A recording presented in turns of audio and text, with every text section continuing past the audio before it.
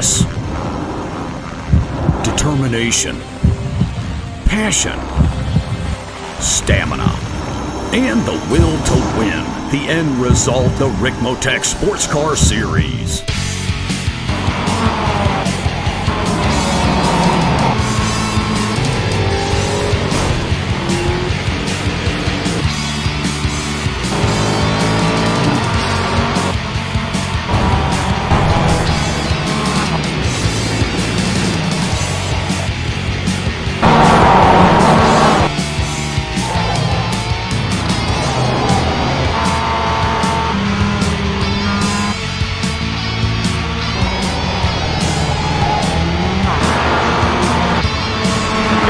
Motorsports brings you the Ricmotech Sports Car Series, brought to you by Ricmotech, high-performance sim racing equipment, and by Proforma, Elite Texas Graphics, live Mondays, 8:30 p.m. Eastern.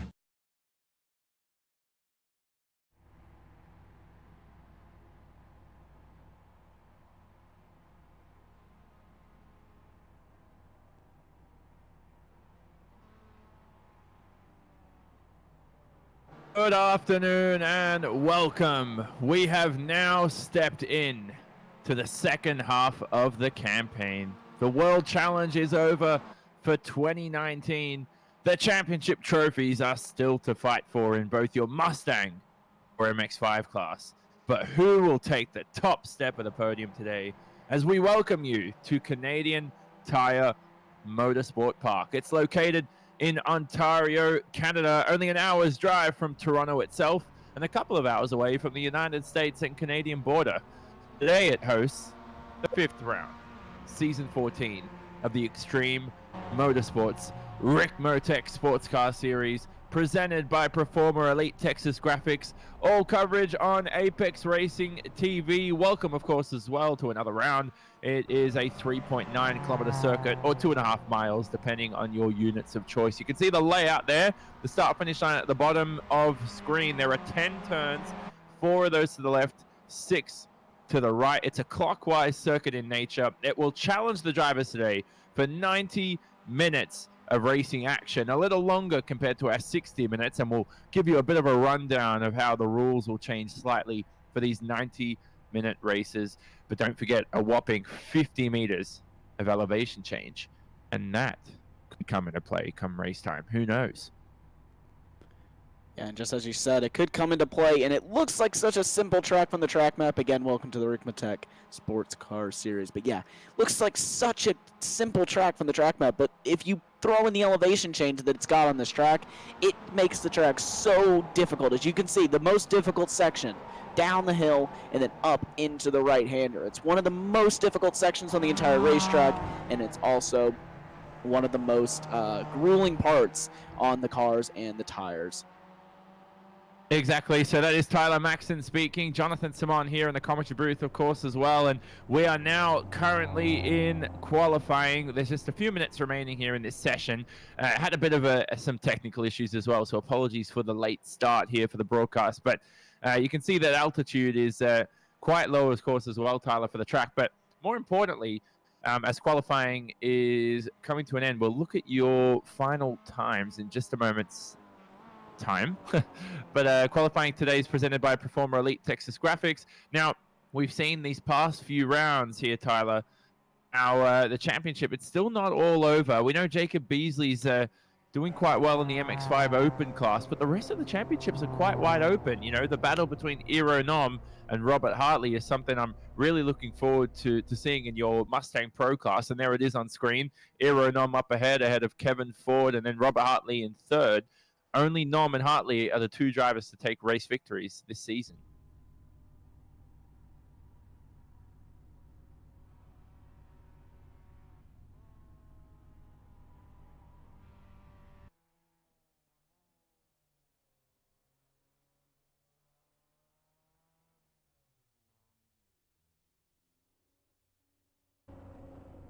Yeah, but as you said, sorry about that. I guess Discord likes to not unmute me whenever I click unmute. But yeah, so what I was saying there that entire time is that Aeronom had an absolutely terrible race weekend last time out in Detroit Belle Isle. He had such issues all the way through the race, ended up having a terrible finishing position. Can't quite remember exactly where he finished, but it was not a good one indeed. So that was able to let Kevin Ford close up that gap just a little bit. And another thing that I was saying is that Robert Hartley's not in the session tonight, so he will not be racing tonight here in Canadian Tire Motorsports Park. Keep on wanting to say Mosport, the previous name of the circuit. No. But Still yeah, call he's it not that racing sometimes. tonight, so that's going to be a big hit to his championship. Yeah, 100%. And he did tell us after Daytona that he was planning on taking a few drop rounds. Here's your Mustang Open class, and Chad Parker leads by 10 points ahead of Jake Johansson. Jennifer McDonald in third. Now, expecting a little bit more from Jennifer. She's been driving well this season, but certainly not where she wants to be in the standings, of course. Yeah, definitely not at all where she wants to be. A little bit further down than I'm sure that she wants to be. But yeah, as you said, I think that she should definitely be performing a little bit higher up in the championship. But it's all about the luck that you get sometimes in these championships. Hard to have a perfect race every single weekend. Mistakes happen. And definitely some things can cause your championship to go all sorts of different ways. We'll jump over here to the ST Pro class. Eric Violet leads by just 4 points over John Allen. Travis Swanky, another 6 points back off of Allen. So the top three really close in the championship. Then we have 9 points drop off, which on this championship is actually a big drop off. Yeah. Little bit smaller though is between Peyton and Fike, and then we have the biggest drop off in the championship, which is Fike to List, who hasn't had the greatest season. Has Jim List, only being 101 points and about 48 points off the championship lead. So Jody Fike doing quite well there for Asprey Motorsports, but don't let Jonathan White's position deceive you. He has been ever quick, and this was the standings I was talking about for Jacob Beasley. He's quite comfortably leading your MX5 Open class by 30. Oh, geez, I can't count. 23 points. The 23? Oh, yeah, it is. I got in my head there, Tyler. I didn't want to get that wrong on air, and I stuffed up so badly. So Greg Mack in the second position, Little McMurphy, as you can see, in third. No other driver in your 100 points range. But those are your 4 championship standings. We know 2 classes of cars. Each car is basically separated into 2 subclasses, your pro and your open class. And it just spreads out the talent level quite a bit. So qualifying is over for the moment. We will take a look at your grid as the session cycles forward to this 90-minute event. And just up at the top there, you can see the different class color codes here. The GS Pro is going to be our darker blue, the GS Open with the lighter blue. Same for the STs just being in green, the Pro being the darker, and the lighter being the Open class. So, yeah, just as the grid is now ready to go. And your grid consists of Aeronom taking yet another pole position for Team Bushfink with a 1 minute 28.1. Mike Dam, the ever quick Mike Dam, is in the second position, but Kevin Ford only a few hundredths of a second behind. He needs to split these two and try and get a nose ahead of Mike Dam at the start. He can't let Aeronom break away in the early stages. The rest of the grid is on screen. Some notable names: Jennifer McDonald with such an incredible qualifying time, with a 1 minute 29.2. Cycling down your order, you can see Robert Briss leads, and Steve Daniel, leads the back of the field for your Mustang class. 15 seconds off the pace, Steve Daniel. Something's definitely happened, of course, as well. Cycling to your MX5 class, John Allen up in pole position for the moment, followed by 3 D2D esports cars of David Patton, Bobby Charles, and Eric Violet. Travis Schwenke, though, the ever-quick Travis Schwenke, not qualifying too well here at the track formerly known as Motorsports International Raceway. He will start from 5th in class, cycling through the field. Jordy Fike, 19th, otherwise known as George Fike. Different name. DJ Alessandri will start from 26th overall. Jacob Beasley, your leader in the open class, only in 24th. So Tyler, after we look at the grid and we see not Race Marshall back of the field, but Greg Brockway, we need to discuss the incident points for this 90-minute race because drivers are allowed a few more incidents compared to usual. In the 60-minute races, the incident limit is 17. 90-minute races, it is 20. And once they reach they will receive a 1 race penalty point. So they'll receive a penalty point if they go above 20, and then when they reach 26, they'll receive a drive-through penalty today. Yeah, so that's definitely something to keep an eye out for these drivers because this track is kind of off-track heavy. There's some areas where you're carrying a lot of speed, and when you get out to these exit curbs, you're like, oh, I'm going a bit too fast. So this is a very incident-heavy track for a lot of these cars, especially in your MX-5, where you pretty much have to keep it rolling through every single corner because if you don't, you're just going to cost yourself a lot of time. So it's going to be really difficult for these drivers to stay under that incident limit if they're not clean drivers. If you're drivers who usually do go off track a bunch, then this is going to prove a challenge for you. But I'm really interested to see what D2D Sports can do, starting 2nd, 3rd, and 4th in the ST class. That should give them a nice jump off the line, maybe get out into the lead. But John Allen, he's very quick. And another thing, Aeronom, qualifying 2/10 faster than anyone in the GS class. That is incredible. That just shows Aeronom's kind of pace, and if he can have a clean race, I think he's just going to be able to walk away with it just like usual. We just passed turn 5, Moss Corner. That's probably one of your best overtaking spots, and the next one will be at the end of this Mario Andretti straightaway. And now, Tyler, quickly before the race begins, turn 1 is very short here, so we don't think off the rolling start drivers are going to make a move into turn 1, but it's Clayton Corner turn 2 and Quebec Corner turn 3 where the moves are really going to be set up all the way. You're pretty much trying to set up a move all the way down to the run to turn 5. Yeah, pretty much trying to set up a move, and even turn 5 and into Moss Corner is such a difficult place to make a move. It's so high up. You do so much elevation change in that little bit of time. The car gets very light on you at the top, and it's so easy to lose the car, especially whenever you're trying to go through there too wide. It's one of those places where it wouldn't be the smartest place to make a move early on in this 90-minute race. It is a 90-minute endurance race for these drivers here today, so these drivers do have quite a bit of racing underneath them. But Aeronom is going to lead the field down into turn number 1, and he will get the green flag. Racing underway here in Mossport. You go green for 90 minutes of action, and look at this rapid getaway from Aeronom, but the drivers are not being separated by an inch right now. There is Kevin Ford on screen, still in the 3rd position, but Aeronom demoted to 2nd, still alongside each other here for the leaders. Aeronom almost gone too wide off the racetrack. No, he's all good, but now let's head through to your MX-5s who are about to begin the race. They are heading through turn 1 for the moment. And John Allen looks like he's leading quite comfortably. This Mustang battle is not ending anytime soon. Yeah, let's actually jump back to that Mustang battle. It's the battle for the lead right now. Aeronom slots himself back up into P1. Kevin Ford up into P2. And Mike Dan, he's down a position off his starting grid. He's down into P3. This Mustang battle is not going anywhere anytime soon.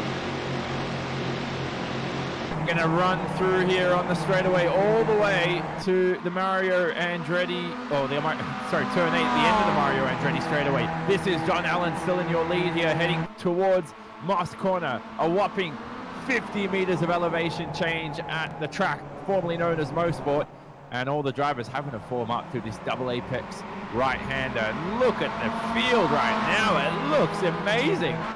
8 schemes.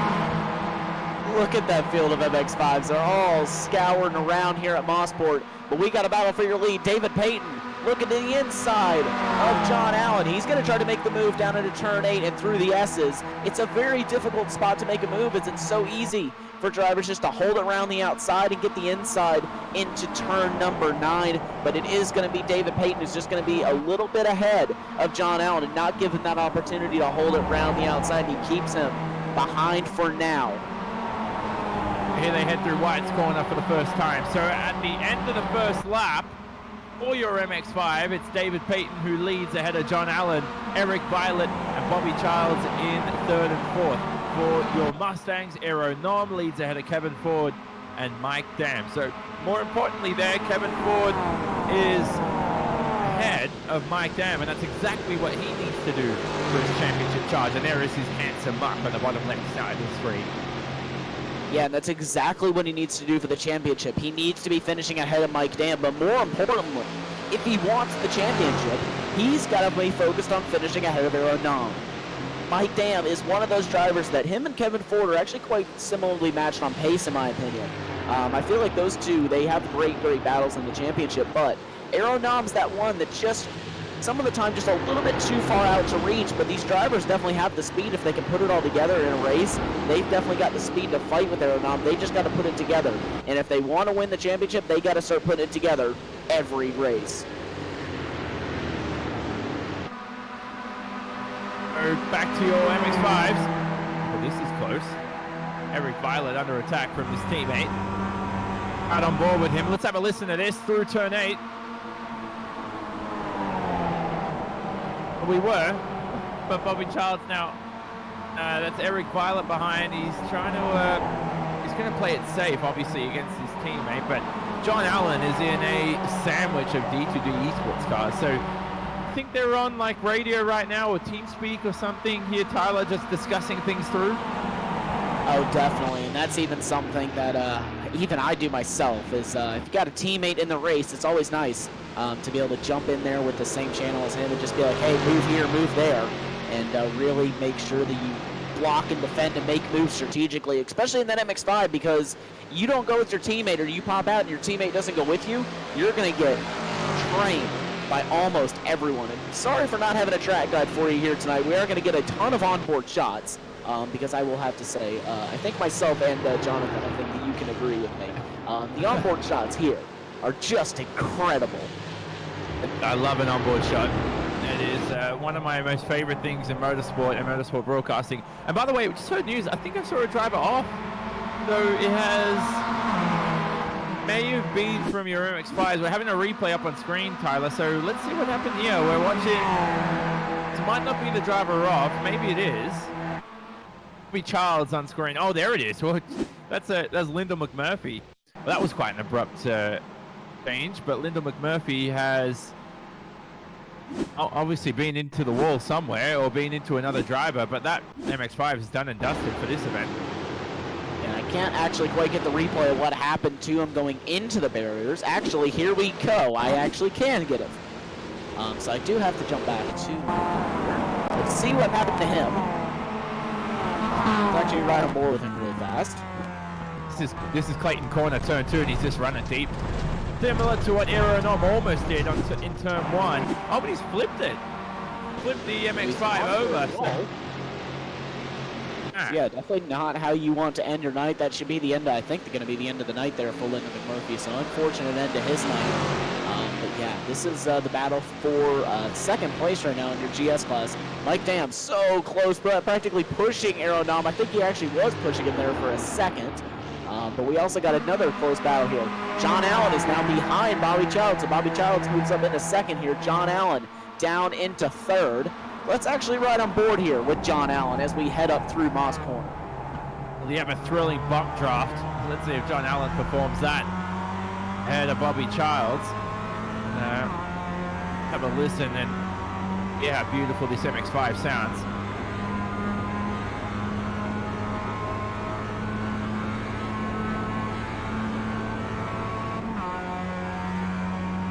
Very long to shift into the next gear then. It's just a power struggle here as you go uphill across the Mario Andretti straightaway. Trail braking into this next corner and then the penultimate corner and then White's corner, turn 10.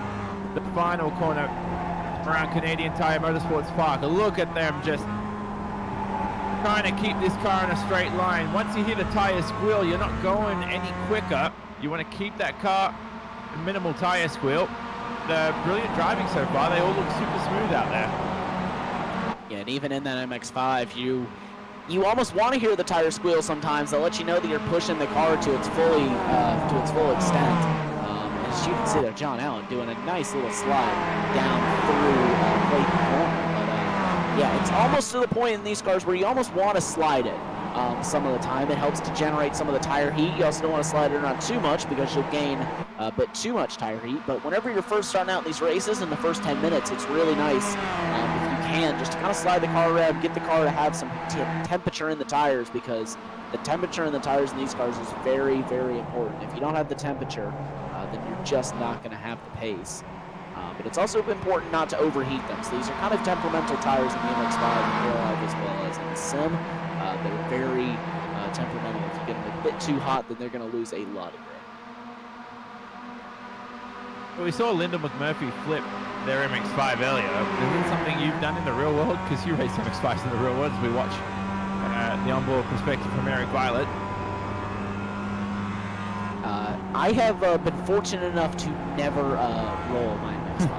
I count myself lucky that I haven't had that issue.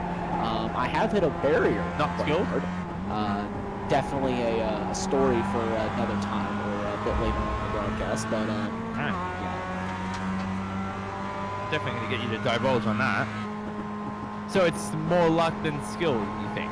Or you just think you're surely you're skilled enough not to be putting that car in the barriers? Yeah, let's just say that I was severely helped to the barriers. And by severely helped, I mean punted to them. Ooh, that's not that's definitely a story we'll get later on. We're still watching your MX-5 battle here for the lead, so well, shifting back to your Mustangs, but your MX-5s, it is still Bobby Childs up ahead in P1 ahead of David Payton. A look at your Mustangs though. Mike Dam ahead of him is Kevin Ford. Ahead of him, Aeronorm leads again, yet another lap. But these three are definitely your quickest here today. And Mike Dam's got a shot here in the Clayton corner. You might as well peek up the inside, but there's just not enough room. But you just want to force the driver of Kevin Ford wide. And if you can force him offline at any one of these corners, you could possibly pull the move off to the entry of turn 5 into Moss Corner. And there we go. We have the D2D Esports cars mixing it up here at the front. So they're all kind of just swapping around places-wise in D2D. So that is now Eric Violet's the lead. Bobby Childs drops down to the second, and David Payton down in the third. But that's just allowing John Allen to get closer. So these guys need to get in the line and start pulling away here, because you saw the gap that they pulled in such a short amount of time there just by getting in line. Another driver moving up some positions here, DJ Allison Drini. So he's moving up position. He's now just gone by Jim List. And he's trying to make a move around the outside of Jim List at turn 1, but there's no way through. He's 4 wheels up the racetrack. The Allison Drini race car has lost a lot of time from that, of course, as well. Look at him pounded by Jim List and Chris Foreman. A D2D Esports attack right behind List, going for the inside here into Quebec corner, turn 3. Oh, did they make contact, or did it look like Sandrini a moment? And whether that was contact or not is another question, but God, that was thrilling racing. I'm almost positive there was no contact there. I don't see any damage on Allison Drini's car, nor do I see any damage on Jim List's car either. So I believe that they did that completely clean. How they did it, I don't know, but they did it nonetheless. But now that's just giving Chris Thorman the opportunity to go by and try and go on the attack of DJ Allison Drini. So Allison Drini, he had a great time out last time in Belle Isle. He was the winner in Belle Isle, so he did a great job there, the rookie to the series, able to pick up his first win quite early on in the series, just before the halfway point. So keep an eye out for him, possibly next season, to get it to pull a championship out if he does have a good season. Certainly. Here, the MX-5 still scream to turn number 1. So let's look at this train right now. P1 in your MX-5, all the way down to P11. Each driver is separated by less than half a second. That's how close it is right now with your top 11 in your MX-5. And look at the track map as well. You can't even see where P11 is. By the way, your Mustangs, though, are creeping towards... I get this right. No, where is Aeronorm on the track? I think he's at turn 1 now, if I'm not mistaken correctly, Tyler. So there's still I got confused there. There's still quite a while until they're way past the MX-5s in the traffic for the first time. Yeah, it should be quite a while, and it will be one of a lot of times because this is a track that's so high speed, and the Mustang does have quite a bit of a straight line speed advantage over the MX-5s, so they should be lapping him, or lapping the MX-5s quite often. The Mustangs will be in this race, so traffic management is one of the biggest things in the Ricmotech Sports Car Series, especially for the GS class, as well as for the ST class and the MX-5.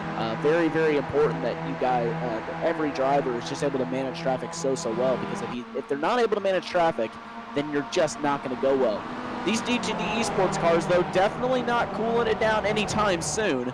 They are battling away. As they pull away, then they kind of battle a little bit. I wonder if that's a bit of a strategy, maybe to get John Allen to push a little bit harder, to know that he's just able to catch him, to push that little bit harder and burn off a little bit of fuel. Possibly a good strategy from those guys if they are able to make that work. But John Allen is a very, very smart driver. It's going to be very difficult to trick him into anything. Strategy today, Tyler. We know your MX-5 drivers, they're more than likely to take 4 tires in their first stops. I just saw some contact, I think, but I'm not sure if I saw anything. And so expecting them to take 4 tires on their first stop, but not take any on the second stop. So track temps, which are a little bit cooler. Track temp right now is 32 degrees Celsius, so not entirely cool, but could be worse. This could certainly mix up the race come the first pit stops. Yeah, and even if it being 32 degrees Celsius track temperature right now, that's really not too bad. For you guys in America, it's about 95 to 98 degrees Fahrenheit. So it's really not that hot, though. These MX-5s, they work better with higher track temps. Whenever the track is cold, a lot of times these drivers experience understeer, but whenever the track's warm, most of the time you're just going to experience some good grip, possibly a little bit of oversteer at the rear of the car, but other than that, you shouldn't have anything. And in terms of fuel strategy, you're expecting your MX-5s to go a little bit longer, of course, as usual, compared to your Mustangs, but about lap 27 and 28, we're expecting them in. Just lost what lap we're on. I can see the timer, obviously, but probably another, what will we say, another 20 minutes time till we see those first pit stops?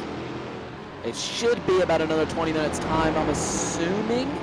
I'm not too sure exactly. I'm going to read up a little bit more on the notes, just kind of get a better idea of exactly whenever we'll see them. So they got about another 14 to 15 laps before we're going to see the GS cars, and about another 17 to 18 laps. So we're going to see about another 30 minutes, I would say, until we're going to see the first round of pit stops happen. Yeah, for your Mustangs, though, I'd say, yeah, exactly. Another 20 minutes maybe for your Mustangs. But we've seen drivers in the past, Tyler, come in earlier and just make this strategy a little different. As we saw Mike Ford, Kevin Ford and Mike Darrimunder. Good little scrap there. Here's your MX-5 class. There's no separating this bunch. All the way down to Jacob Beasley in 11th. 3 wide here on the Mario Andretti straightaway for the first time this afternoon. And John Allen making it 3 wide there. They're going to go 3 wide. They're going to fan out. They're going to go back single file. John Allen, though, the biggest mover in that one. He moves up to second. John Allen has nothing to lose right now. He's got to make up positions in this race, and he knows it. He's got a really good handling car. Just watching the way that car transitions from the lefts to the rights, and it's handling so well for him, and that's exactly what you need. You need a good car that's just going to transition well throughout these racetracks. It's so easy if you don't have a good handling car to make a mistake and go off and have a spin or a crash, and he definitely has a good handling car today. It looks like, Tyler, remaining in the draft for your MX-5s is a big deal, as we see one driver in the pit stops, and that is Jeff Jacobs. And I was just about to say, look at all that clear track from Moss Corner Turn 5 at the top left-hand side of the track map, all the way to the end of the Mario Andretti straightaway at Turn 8. You might as well pit if you're a Mustang, get some clean air, because the slipstream is a little less of value, as we see Aero Nom now lap your MX-5s for the first time this afternoon, heading down to Moss Corner. Look at the elevation change through here. Track dips, and then the uphill braking zone through Turn 5, and he is screaming through the field. Yeah, and it's so easy to make a mistake going through Moss Corner. Just get the car just a little bit too hot on entry, and then you're pretty much done if you get a little bit too hot on entry. And I've got quite a few laps in the MX-5, actually a couple just before the start of the broadcast. And this track is just so much fun driving it in this car. I haven't actually driven it here in quite a while, and I was immediately really, really pleased with it. It's definitely one of the best racetracks, in my opinion, on iRacing. It's kind of underrated, in my opinion, for what it is. It's such an authentic racetrack. It's got that kind of old school vibes to it, and it just handles every car works so well around this place. A lot of open class MX-5s now in the pit lane. And now here is the battle continuing here through Clayton corner turn 2. Oh, this is going to get close. Eric Violet. Someone needs to give that windshield a wipe though, mate, and the pit stop, because it is dirty. And keep in mind, we're only 18 minutes into this race. There's still about an hour and 12 minutes left. So we still got quite a bit of a race left on our hands before we're even able to crown a victor tonight. So these drivers are coming in a bit early, though, in my opinion. Coming in just so early, it may actually end up hurting them over the long run, being that they came in so early. They may have to make 2 stops versus the drivers who are going to just stick it out and possibly only have to make 1. But it may be to the case that they have the drivers that make 2 can run on lighter fuel loads and possibly make up that time. It's still a difficult one to make up a whole pit stop's worth of time, which I think around this place around 30 seconds. You know what he needs? You know when you stop at a traffic light, there's somebody at the traffic light ready to wash your windscreen wiper, and you have to give him like 20 cents or whatever you got in the car. He needs one of those guys. Do you have those guys in the US? We don't actually have them, but we do. I'm a freak about it in real life. I definitely have to have a clean windshield. So I basically, every single time I come into the pits, I have one of the crew guys wipe down the windshield.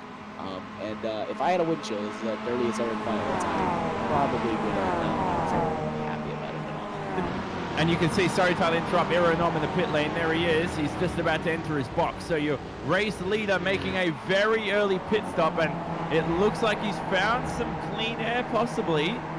But that is quite odd for your race leader to comfortably pit from the lead. I think he just tried to avoid lapping this huge group of MX-5, so that might have been the strategy coming into play. Yeah, definitely could be the strategy. It's so easy whenever you have clean air, especially for a driver of Aeronom's caliper, that he can drive by himself and be fast, just as fast, if not faster, than he can be in a pack of cars. So for him to come in early is definitely a statement, shows that you should be able to make that strategy work, because if Aeronom can make the strategy work, then he will do it. And if it'll gain him any sort of time, he'll do it as well. So can't be a bad strategy if Aeronom is using it here tonight. Yeah, exactly. Aeronom's a strategy genius, isn't he?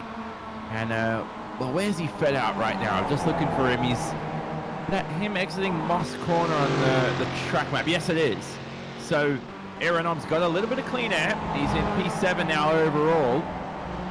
He's in, no, excuse me, he's in P9 overall, P7 in your class. Mike Dam and Kevin Ford now into the pit lane, your other 2 leaders. So this is going to be interesting. Let's see where they feed out in relation to their title competitor of Aeronom. That's right on board here with Aeronom. And so I'm just keeping an eye on whenever they roll. They're still not rolling here, so Aeronom should be able to comfortably get out in the lead again, if not gain a little bit of a gap than what he had. The strategy working to perfection for Aeronom. He's still ahead there of Mike Dam, and Kevin Ford still sitting in the pit lane. He's definitely taken 4 tires, if it's taken that long. Back to your MX-5s now, the lead. DJ Alessandrini has made his way through the field with aggression, hasn't he? He was under investigation for an incident with the driver of Bobby Childs, but then the race control have confirmed that there is no further action for that. So DJ Alessandrini can make his way up the order into P1, hopefully, if he can pull off this move at the end of turn 8. Yeah, so watching here, DJ Alessandrini trying to make the move here on David Payton. David Payton is one of the best drivers in the field. It's going to be a very difficult one for Allison Drini to make that move stick. He is a rookie to the series, so he almost has to gain everyone's respect. It almost comes like just like real life, where you kind of had to gain respect in your first season of racing, and then after that, all these drivers are going to race him clean.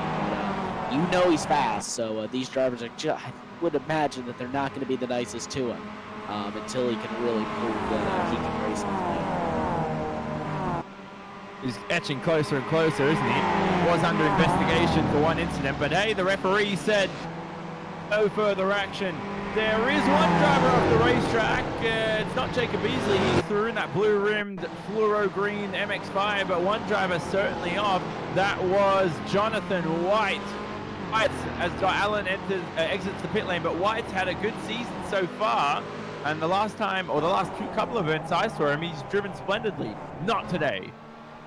Yeah, Jonathan White really not having the greatest of races here, so he was off there. Don't quite know exactly what happened. I'm not getting anything on the screen. Here we go, actually. I do have something for what happened here to Jonathan White, so let's jump here on board with him and let's see what happened. I think that it's another one of those incidents heading down into Clayton Corner. Yes, it is. It's so easy to lose it there. And it's happened in real life to a couple of real-life drivers as well. He does a nice job to save it, though.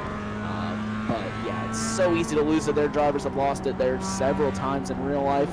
I actually remember in an MX-5 Cup race a couple years ago, one driver lost it and was T-bone afterwards. It's such a dangerous corner to have a wreck in, no matter what, but especially whenever it's just such a blind and fast corner. Whenever one driver goes off, a lot of times 2 or 3 go off as well. I thought you said T-bone for a second, like Tim Tebow. And I was like, what? And then you meant T-bone. And I was like, what are you talking about, man?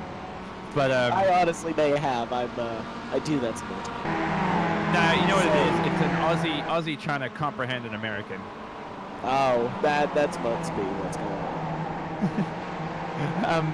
Here is David Payton now leading your MX-5s, but maybe not for much longer. DJ Alessandrini, you got to say, Tyler, from lap 1, he's looked on it. He's looked aggressive. He's throwing the car all over the place. He looks in control, though, while he's doing that. He just looks poised. Look at him. This has to be a pass for the lead here at the end of the straight if he gets a good exit. Yeah, DJ Alessandrini, he reminds me of just any normal real-life racer who just will chuck the car into the corner. He almost does an MX-5 Cup style. Where it's basically chuck the car into the corner, hope that it sticks, and if it doesn't, just drive it off and drive on through the grass like nothing happened. And that's pretty much his driving style, and I do respect that. It's something that it takes a while to learn, and you got to have complete control of the car. If you're not fully comfortable with the setup or not fully comfortable with the car, then you really can't drive that way. You can tell that he's comfortable, and no matter which way he chucks it in there. But Travis Swanky into the pit lane.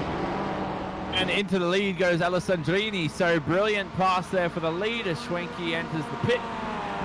And look how quick Alessandrini is now that he's got some clear air. And look at the track map. Hey, have a few more clear airs for the next few corners. DJ Alessandrini will be looking to win this endurance event for 90 minutes. It's a sprint endurance event. We know the World Challenge is over, so not going to come into play. A lot of drivers in the pit lane here. You can see at the bottom end of the screen. Is that Greg Mack for 2+ Motorsports? Yes, it is, Tyler. Into the pits So Greg and Mack as well. yeah. If I can get a camera, there we go, so you can see him in the pit lane as well. Back to your leader though, David Payton. He may get a run now down the Mario Andretti straight and into the S's of turn 8. So it's definitely an area to pass. And this is where, if he's going to make a move, probably the easiest place to make it. They do have a GS car. That is the GS car of Tyler Schiffer, who's currently the leader in GS. So he is one of the drivers who chose to stay out for this race here today. For some reason, the laps aren't working for you. So sorry about that one. I am just going to have to continuously update it. So if we do have that issue, just remind me to update it for you. But we're currently working lap 18, so Shiflett's staying out a lot longer than the rest of these drivers. So we'll see how he can actually work himself out as if he's able to actually come out with something good out of staying out longer. We'll see how they go. As I said, the MX-5s can go at least another 10 laps, depending on how they fuel the car and everything else. Your Mustang's at least another 6 laps or so. As we look at Brandon Whitworth here for D2D Esports, one of the 500 D2D Esports drivers out there on the racetracks, but he still can't make his way past the 64 of David Payton. And he's losing a lot of time, and this is where, again, like, as much fun as it is, Tyler, trying to lap cars, it is really going to detriment your race. Yeah, it can really detriment your race, but it can also really help your race if you can just deal with traffic so fast. And that's one of the things that, as you learn multi-class racing, the thing that you'll learn the most of is having to deal with traffic, and that's usually a big issue for drivers coming in from the single-class series like the Advanced Mazda Cup and iRacing. A lot of the series run single-class racing. They don't run multi-class racing. There's only a few that actually do it.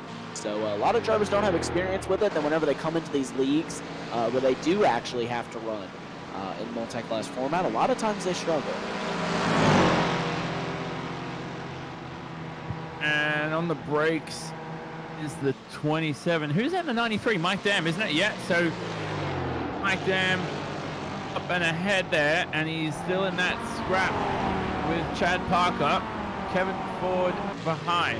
Lead battle between Aeronom, Mike Dam, Chad Parker, Kevin Ford started to spread out, but Aeronom only less than a second here, effectively in the lead at the moment. Yeah, David Payton there losing a bit of time off Allison Mustang of Jake Johansson, so now that's going to give Allison Trini just a little bit more breathing room, and also is going to take off the draft from David Payton. If David Payton is not within a second whenever he gets down to the Mario Andretti straight, he will not have the benefit of the draft. So right now he's at 9/10 of a second. He actually may break the draft here.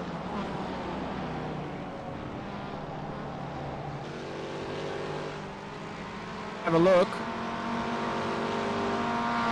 You can still get the draft from the Mustang, obviously. I mean, that's a stupid thing to say by me, but should be able to use it where you can. And there goes Alessandrini trying to use it to his advantage at the end of the Mario Andretti straightaway. Yeah, David Payton really able to benefit off the draft of that Mustang. He was able to close up 2/10, but that just shows how limited the draft is. Any car that's bigger than you, these Mustangs are so much bigger than these MX-5s that the MX-5 gets around it. It's just a big air blocker in front of them, and they're able to just go that much quicker, being that the car is so much bigger in front of them. So you can see David Payton, I think, looks a little bit more hooked up through the last section of the track, not so much through the first. That's where Alessandrini's really able just to kind of gap him and pull away.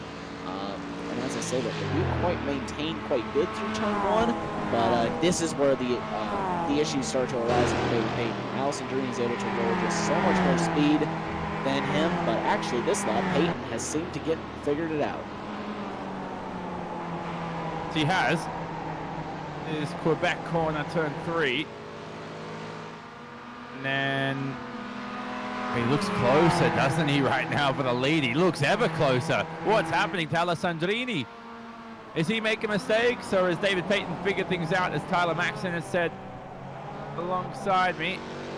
Oh, Payton on 2 wheels through the exit of Moss corner. And we'll have a ride on board with him shortly. He is a bit too far behind here, Tyler, to make a move. Yeah, just a bit too far behind. We're going to go on board with him next lap here, and I'll give you a full lap around this Canadian Tire Motorsports Park, formerly known as Motorsport, and what I've called it pretty much all night tonight, and probably will continue to call it through the rest of tonight. So I do apologize for that one, but let's ride on board here with David Payton as he rounds the final corner and chases down DJ Alessandrini here. Down into turn number 1. It's a very difficult corner. Kind of off camber a little bit once you get to the center of it. Then it kind of goes back into a little bit of a bank, but mainly a really difficult corner there. You get to the exit. Then you pretty much have to try to set up here for turn 2. Another very tricky off camber corner. Once you get down into it, though, it kind of flattens out towards the end. Then you regain the grip in the car. The first bit's kind of just floating it around there. Then we get to my personally, second trickiest corner on the entire racetrack. It's so easy to overcook it and blow the corner, but you just need to be so disciplined on entry to get a nice run on the exit, which will benefit you all the way down into Moss Corner and up the hill. You lose a lot of momentum up the hill, so it's very important that you go into it with as much momentum as possible. Up into Moss Corner, another corner, it's easy to outbrake yourself. Better to brake a little bit earlier and roll the speed through Moss Corner and out. And this is exactly what David Payton is doing here. Now, onto the Mario Andretti straight, the longest straightaway on the entire track. Able to get such a draft down this straightaway that it's very good passing opportunity down into turn 8 and through the S's. It is a little bit of a difficult passing place due to the fact that the drivers can easily hold it around the outside through turn 8, then they have the inside through turn 9, but if you can get a good enough run, it's a pretty much straight shot down into turn 8 and a clean, easy pass for you. Down in through now through turn 8, then quickly back into turn 9. Another corner, you got to be so disciplined on the entry to get a good run through 10, and that is a lap of Mosport, Canadian Tire Motorsports. Brilliant track guide there from, excuse me, what's wrong with my voice here, Tyler? Brilliant track guide from yourself. And right now the leaders of your MX-5s are being lapped by that number 78 Mustang of Aero Nom, who is effective leader at the moment. And Aero Nom, I mean, these Mustangs still have a few more laps to go, and they're going really late on strategy right now. I think they'll be okay. Obviously, I think, Tyler, for Aero Nom and the likes to stretch this race out into a two-stop and not make it a three-stop.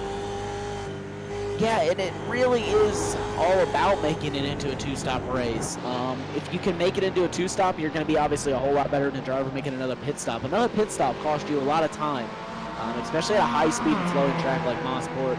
You're going to lose way more time than you're going to gain by making a three-stop strategy. So it's important that these drivers actually can make that two-stop strategy work. It's not going to be the easiest to make work, but it is possible. And I think that's what we're going to see the majority of the drivers doing tonight.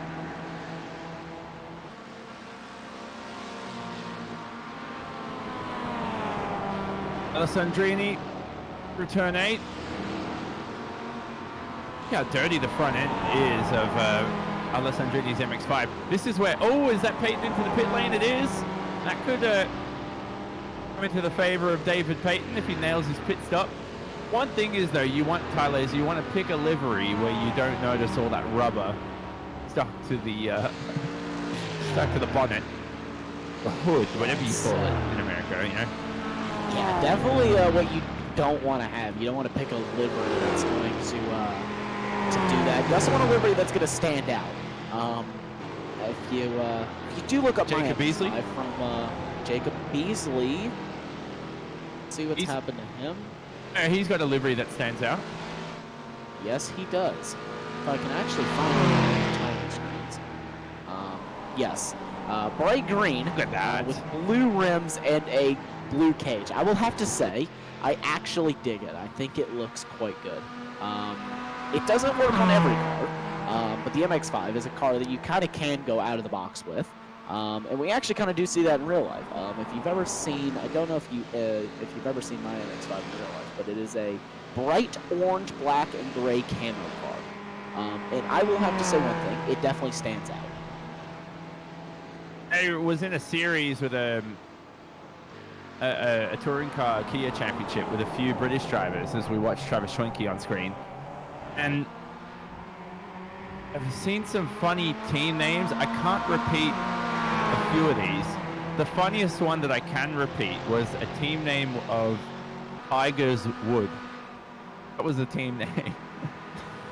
And it was just so random. As we see right now, John Allen there under attack, trying to make a move past Derek Holland. The Mandalorian racing car up ahead. I don't think there's going to be any slot through for John Allen. Oh no, it's Jordi Fike. So he has made his way past. Excuse me, I've got that mixed up a little bit. So John Allen makes his way through. Jordi Fike behind now in that scrap. But so Tyler, Tigers Wood was the funniest name I heard of that I can repeat. Have you seen anything else funnier or weirder than that for a team name? I haven't seen anything weirder than that for a team name. It's definitely an interesting team name. I've seen some interesting livery being put on cars in the past. Probably the best for the most diverse liveries in the entire field. Probably I would have to give that to the BSR Championship. These guys actually in the Ricmotech series, they do a great job of making it look just like real life. All these liveries are pretty much what we see on the real life cars. We see some very similar liveries to this, very nice and uniform liveries throughout teams. But that championship definitely has some of the most abstract liveries that I think I've ever seen.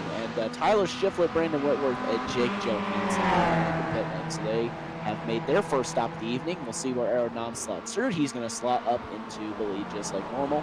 And that is also going to be, he's about 2.8 seconds ahead of Mike Dam. So Mike Dam had a pretty good stop, being that he is only 2.8 seconds behind him, and pretty much maintaining that gap here for the last few laps.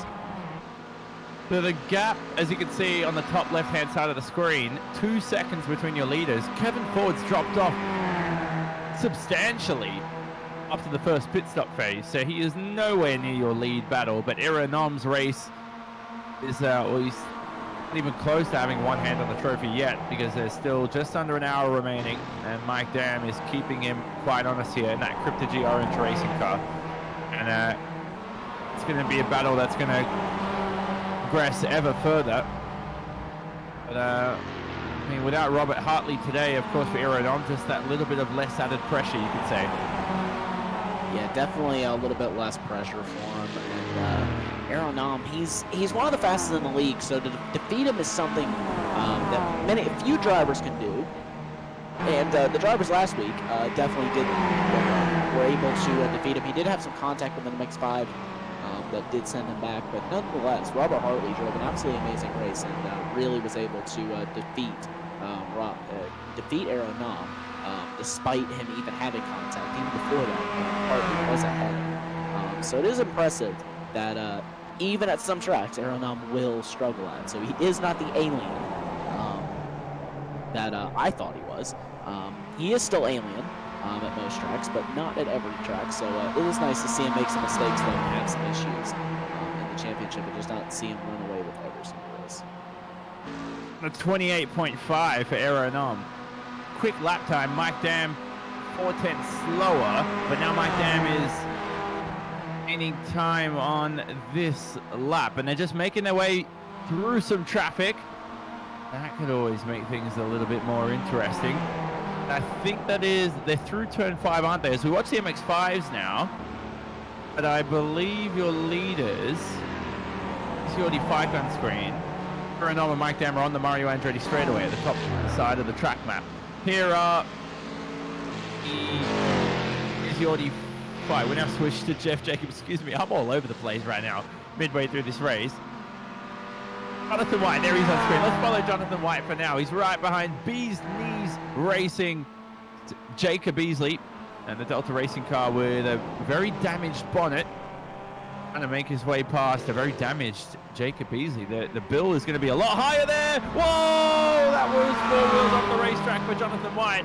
And, well, forget about a lawnmower out there. He saved the track a little bit of cost to paying that lawnmower driver. Yeah, definitely saved him a bit of money there, paying the lawnmower driver.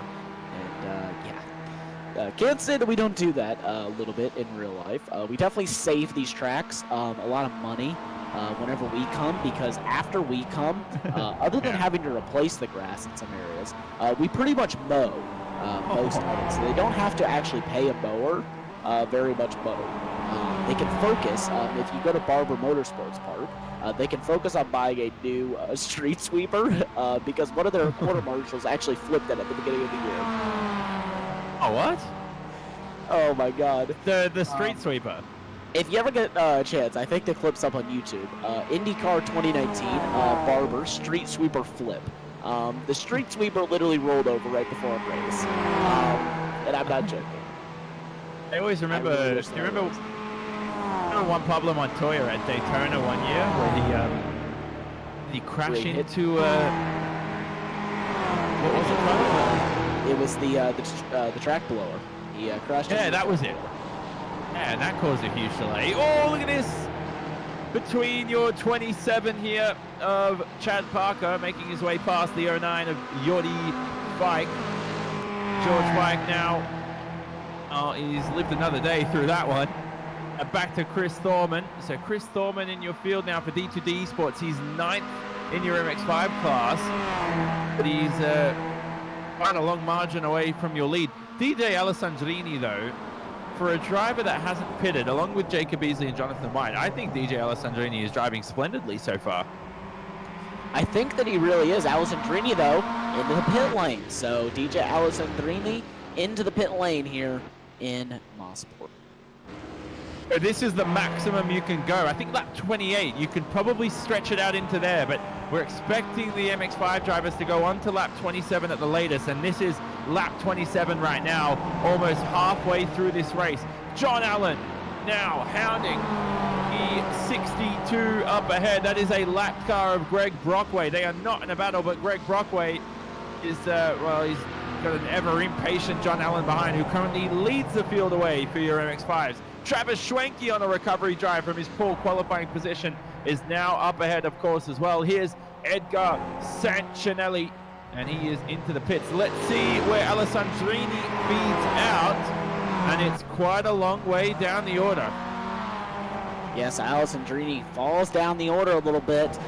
That is what taking 4 tires will do to you. I'm pretty sure that he took 4 tires on that stop from the length of the stops, so that is what 4 tires do to you. They'll cost you a lot of time, but especially one of these tracks can gain you a lot of time because they're so abrasive to the tires around this place that doing 4 tires over 2 or none is going to be a great benefit, even if it's going to cost you an extra 20, maybe even 30 seconds.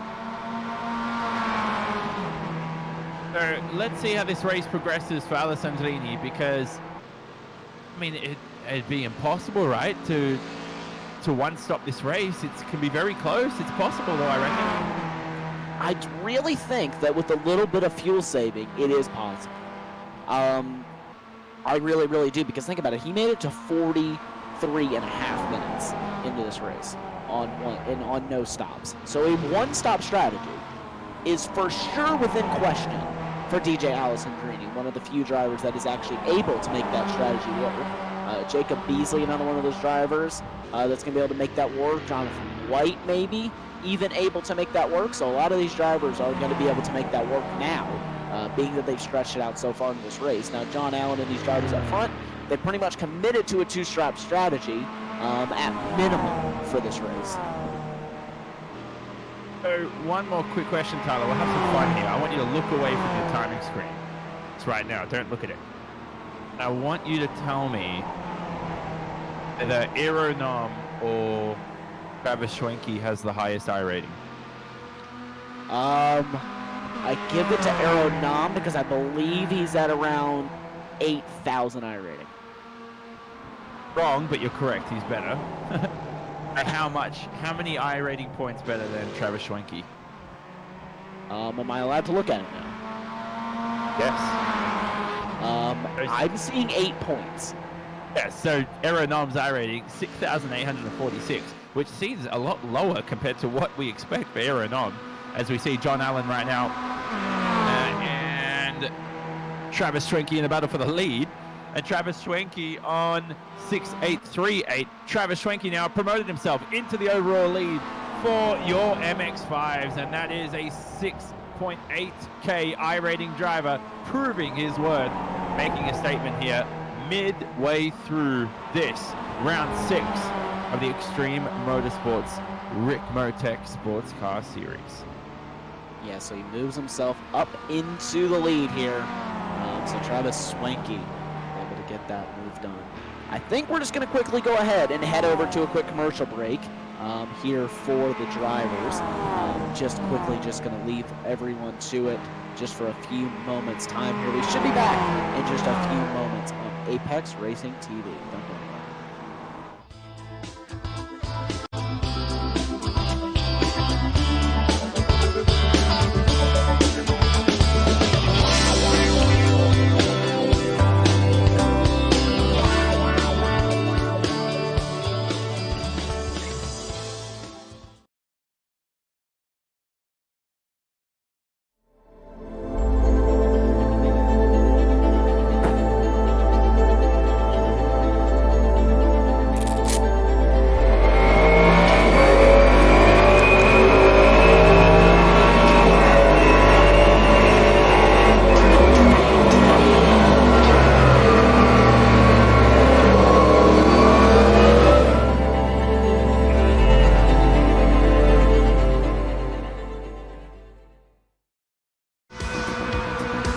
Are you a fan of the Ricmotech Sports Car Series?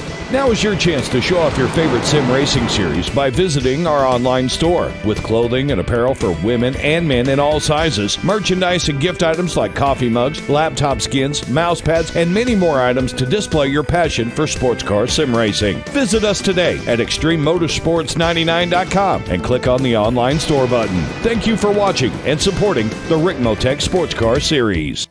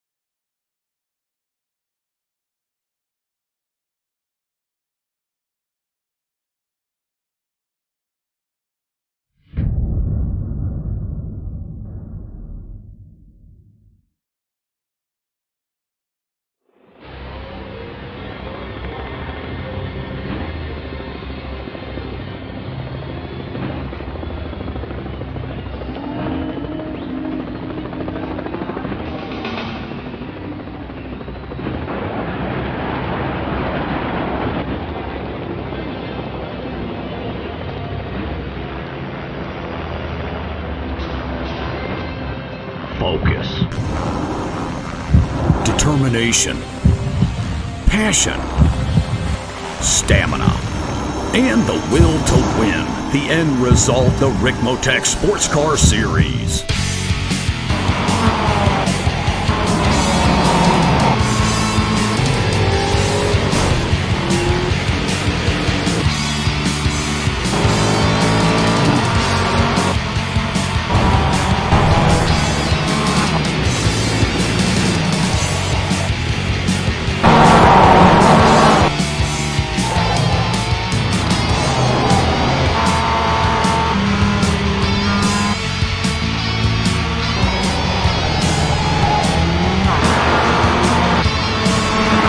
Motorsports brings you the Ricmotech Sports Car Series, brought to you by Ricmotech, high-performance sim racing equipment, and by Proforma, Elite Texas Graphics, live Mondays, 8:30 p.m. Eastern.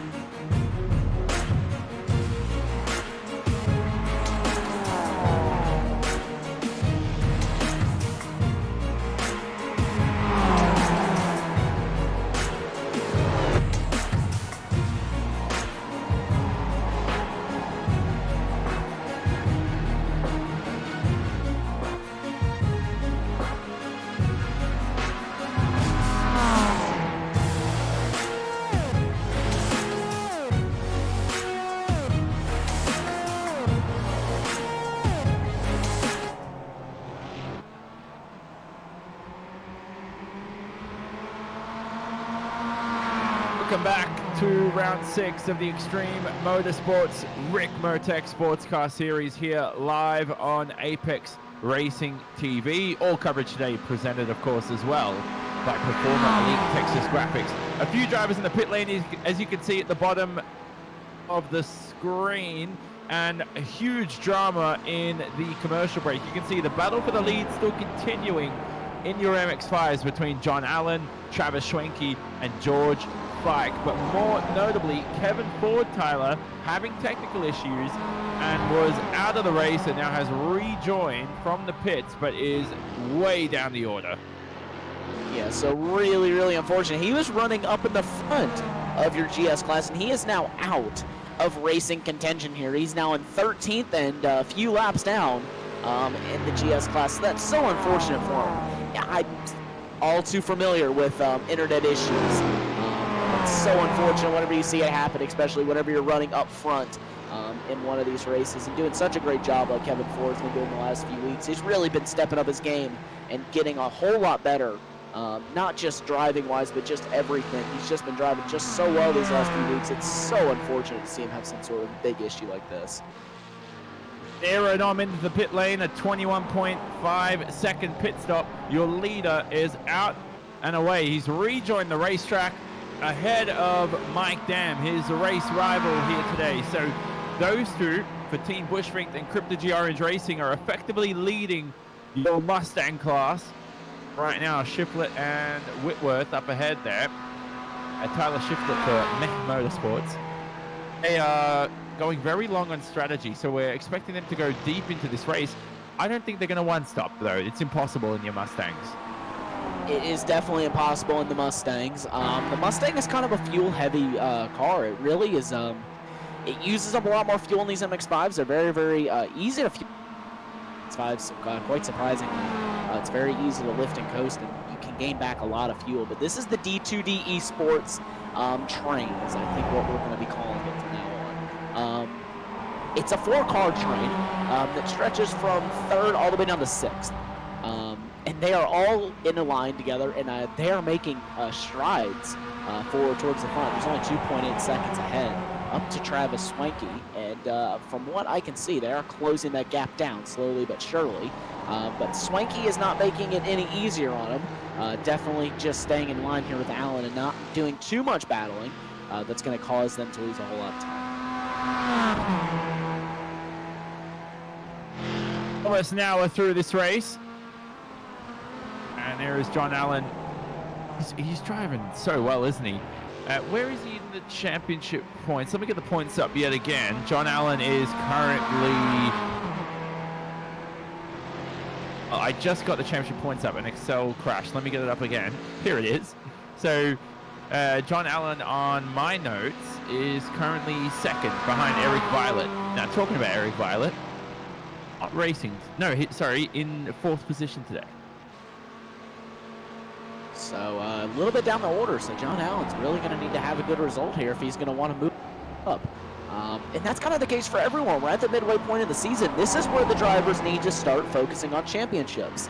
We only have 30 minutes left in the race, and that is John Allen and Travis Schwenke coming in pretty much right on cue. Is very deep into the pit lane right there as we see Jim List now trying to hound championship lead Eric Violet. And they will not pit this time round. And these 4 continue away. As it was so fun, isn't it?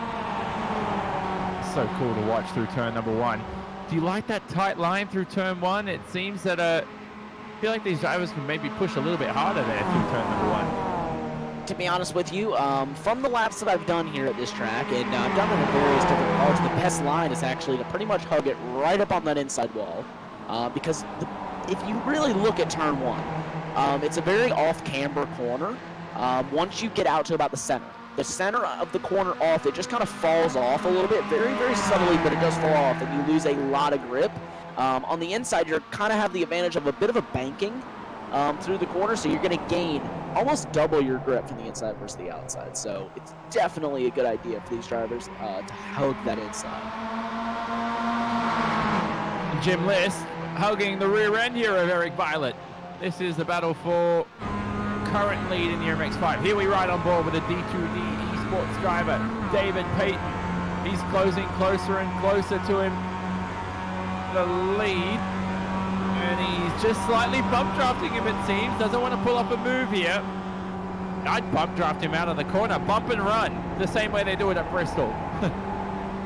The same way we do it in MX-5 Cup. And if you've seen some bump drafting that is done in that, bump drafting in iRacing is going to look like child's play. Let's just say about 8 cars back and not lifting off at all. Just be ready for it if you're taking it. And if you're giving it, also be ready for the possibility that you're going to really rapidly that was a very light jab. It's basically what I'm trying to get across there. If I gave David Payton, but enough to make a difference. So that shot did about 0.3 of a second. He didn't move him, and so legal bump draft. Is it a legal pass here? Would race control be strict if you just shoved him out of the way? You reckon? Now, I'd hate it. Depends on the way that you do it. From my understanding, and if I was doing race control, if you just kind of, gave him a little nudge, nudged him out of the way, I don't see any problem with that. Now, if you flat out just smash him out of the way, then that becomes an issue. But I don't think that race control would step in if they just had a little bit of a bump and run go on. But I don't think we're going to see that, as all 4 of these drivers are teammates. So I think that there would definitely be some beef within the team if one of them decided to just pump the other one out of the way. There's Tyler Shifter, the leader overall, making his way past the leaders of the MX-5. So lapped it yet another time. Are these MX-5 drivers? There's the Mech Motorsports black and white livery of Tyler Shiflett on screen, just smoothly pedaling away here in your Mustang Pro class. A thrilling sight. I love these camera angles. Through turn 1 we go, hugging the wall, as Tyler said. It's the quickest way around here. But then turn 2 coming up Clayton Corner, Tyler. We've seen drivers go wide. Remember, we've seen them go wide off the racetrack, the outside and off into the wall.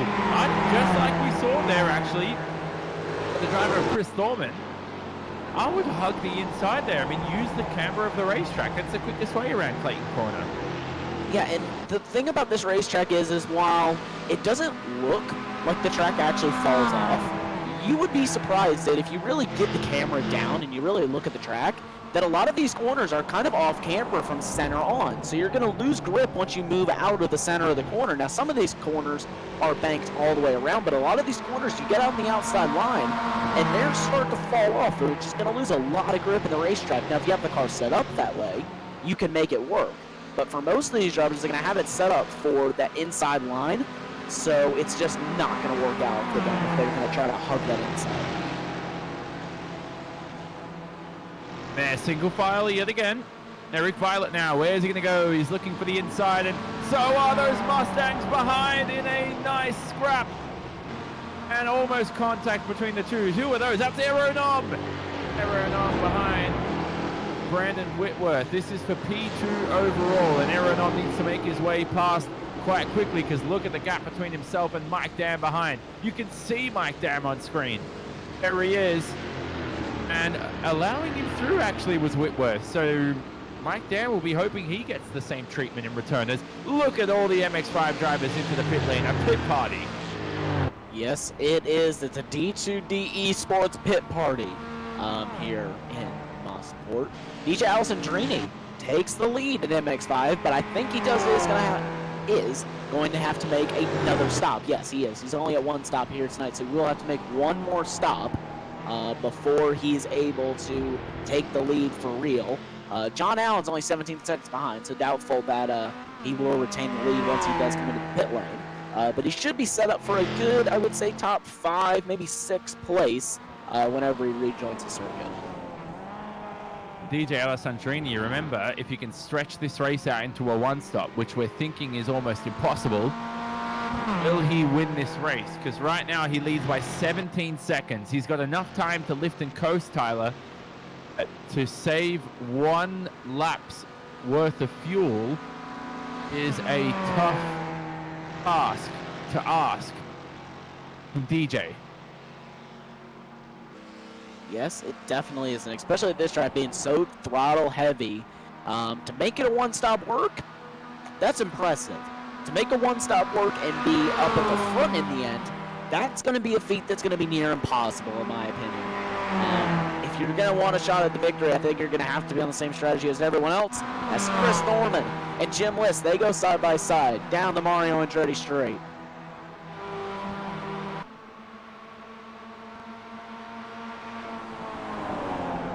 Form up right now, so Fike, Thorman, List as well.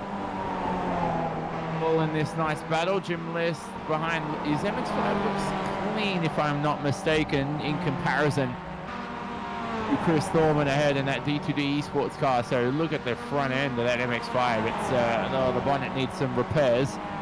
The end of this one. On the ball is Jordy Fike right now. He's driving splendidly and nailing his apexes, nailing his lines. On the brake there 3 times through Clayton corner, and you can see why he's run a little bit too deep. Yeah, it's so easy to run a bit too deep into Clayton. It's all these corners on the track. You have to be so disciplined whenever you're running through there to not overcook the entry. It's so easy to do, and whenever you do it, it has such big ramifications for overcooking the entry.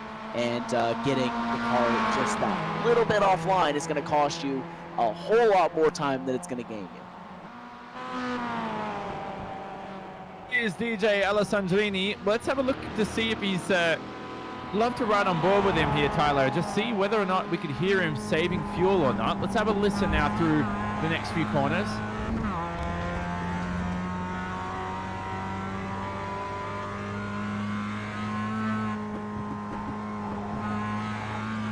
Through turn 1. Let's have a listen through Clayton and Quebec corner.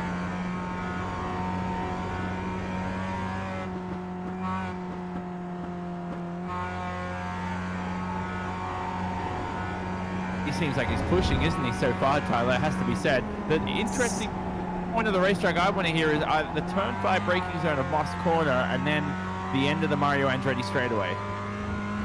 I would agree. It does sound to me like he's pushing. He's not saving at all. To be honest with you, though, being an hour and 7 minutes in, he doesn't need to save any sort of fuel. He could pit right now and be able to make it to the end of the race, no problem.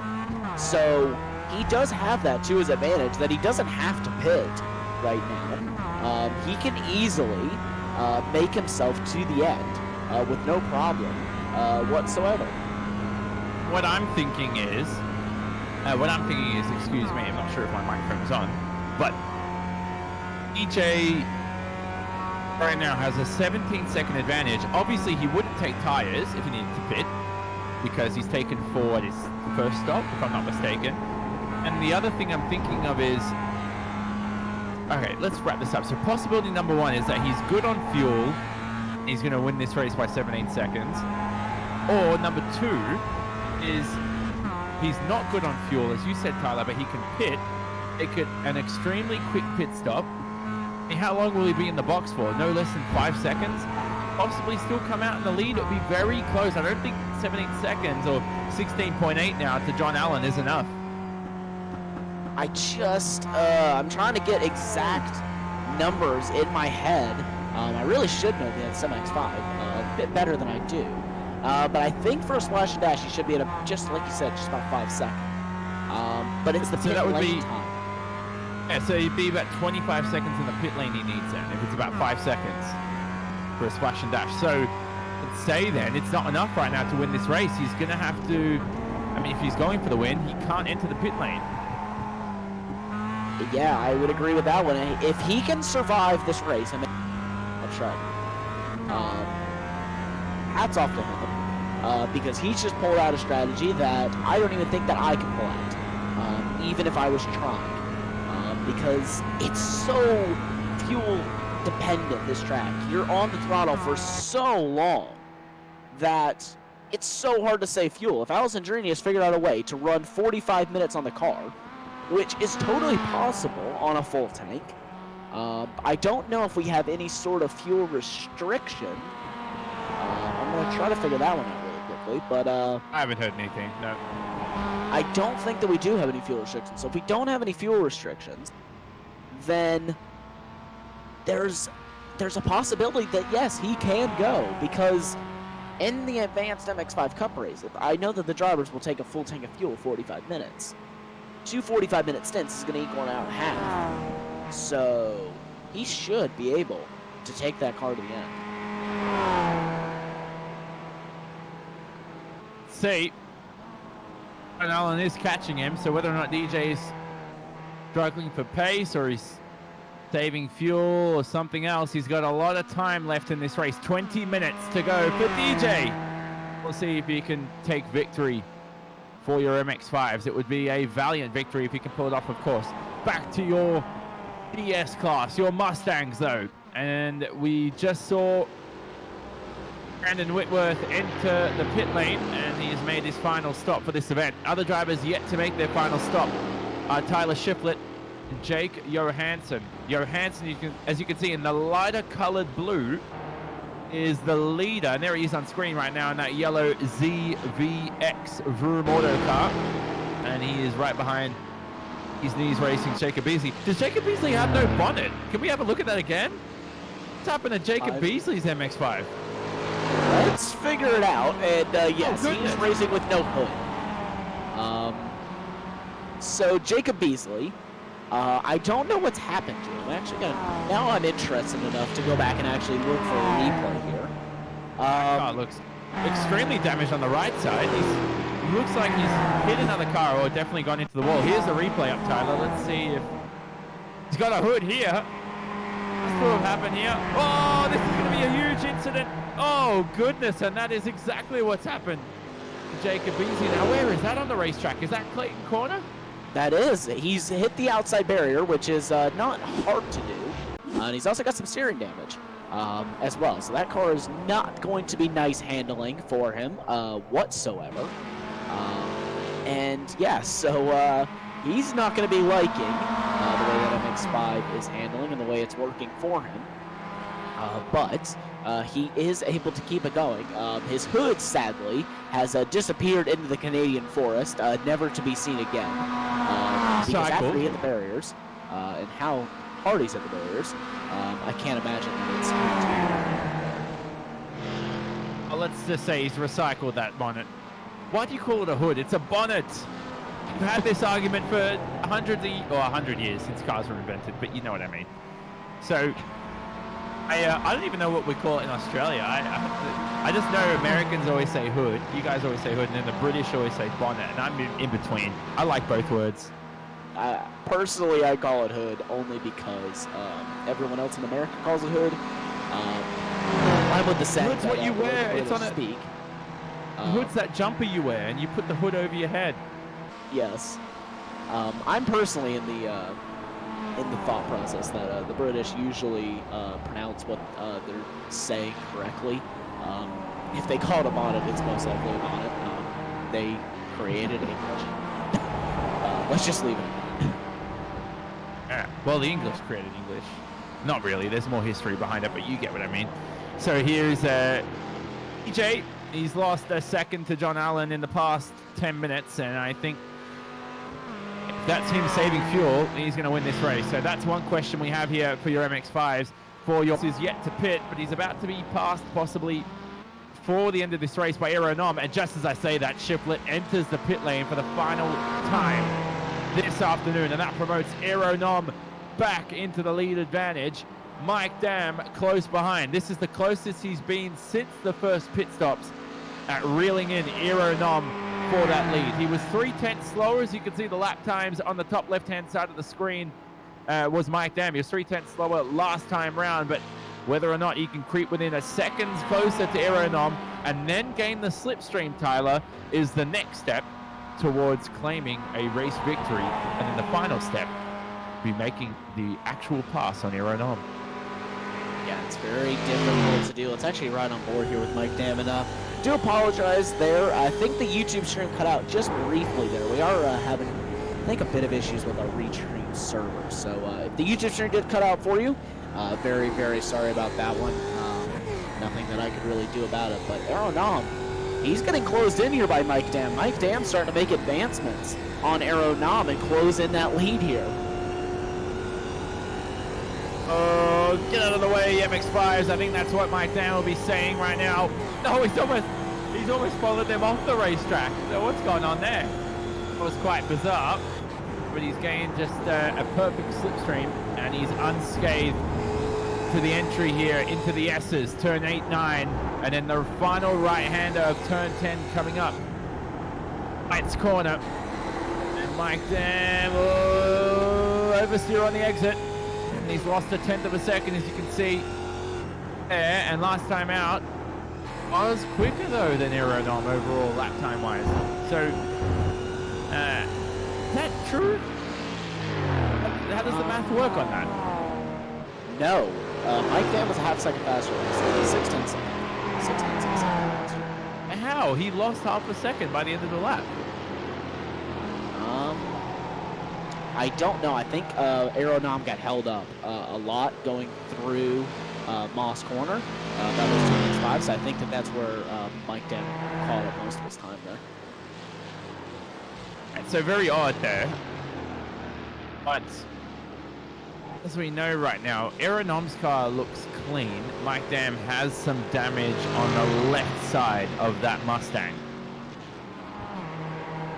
That could hamper him towards the end of this event. Look at this thrilling sight here through the Mario Andretti straightaway at the track formerly known as Motorsport, now currently known as Canadian Tire Motorsport Park, only a couple hours away from the United States and Canadian border. And of course, if you've been to Niagara Falls, Tyler, only a couple hours away from Niagara Falls. And to actually, for anyone who knows me, to their surprise, I've actually never been there. I've only been to Canada actually twice. Never been to the circuit. Definitely on my bucket list though, for tracks that I want to race at in the future. Highly hope that I get to race there next year. Sadly, don't get to race there this year. But yeah, looks such a fun track to drive on.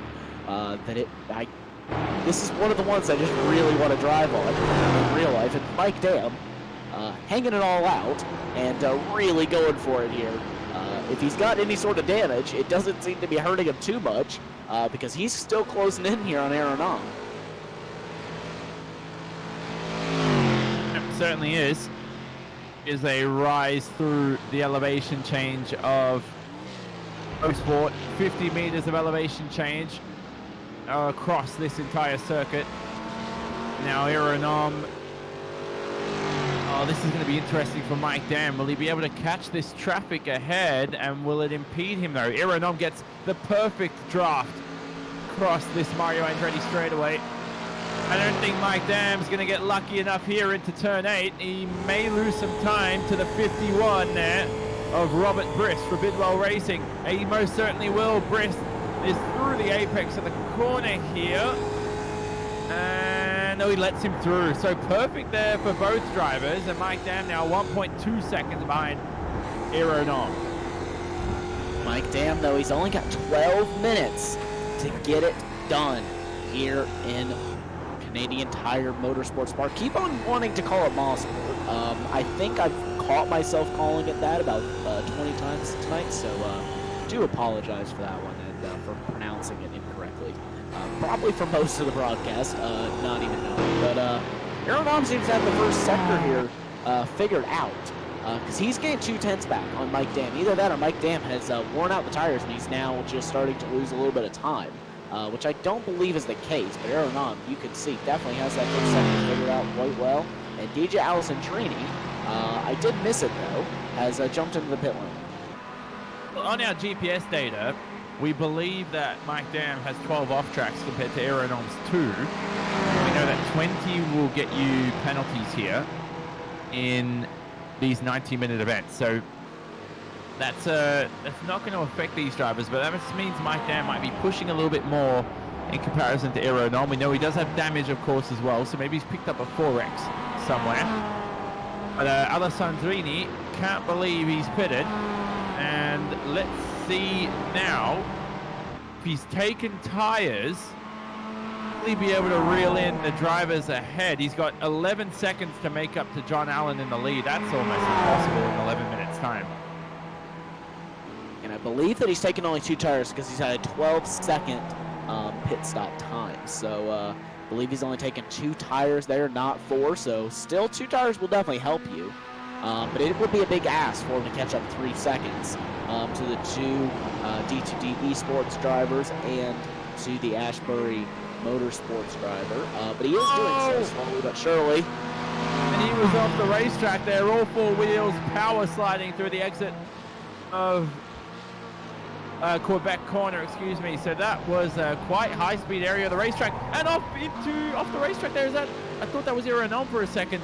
It's the 67 of Steve Daniel, and I got very excited. I got too excited there. Oh, jeez, I need to just calm down quite a little bit. But Evan Ford, who we were watching on screen, we know the technical issues he's had. He's going to be lamenting this race, but now, Tyler, these are your leaders in the MX-5s now fighting for the overall lead. John Allen, Travis Schwenke, less than 10 minutes to go. Game on. Here's Schwenke trying to make a move up the inside, possibly into turn 1, and it's a little too optimistic. I'm getting too excited. Yeah, I don't think that we're going to see these drivers making sort of moves until about the last lap, maybe 2 laps to go. One other thing that the series has asked us to mention, the new series coming to Extreme Motorsports, the Ricmotech GT series, is going to begin on July the 22nd. It's a single driver series featuring the IMSA GT3 class and the GT Le Mans class. Races are going to be 75 minutes of length with 2 90-minute endurance races just like these. They will be broadcasted here on Apex Racing TV every 3rd Monday. So be sure to go to extrememotorsports99.com/GT Challenge for more info and schedule details. And of course, the Ricmotech World Challenge Team Series is being moved to 2020. So it'll be a special event endurance series, 4 major events, races about 3 to 5 hours in length. So lots of great changes coming into the future here for the Extreme Motorsports Ricmotech Sports Car Championship. Stay tuned, of course, as well. Visit Extreme Motorsports website for more information. Here are your MX-5s, still scrapping away for the lead battle. We love to see those MX-5s hug the inside. The Mario Andretti straightaway. Is 4 wide coming up? Nope. There's the 32, number 32 Mustang of Kevin Ford, making his way back up through the order. So to close out this race, and Nom, I'm just keeping track of that, Tyler.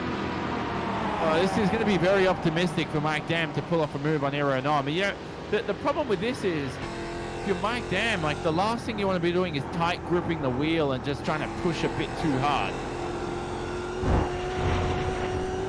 It seems that Mike Dam is quite pushing, quite good there, but there is one thing that can play into Mike Dam's hands more than anything else, and that thing is traffic.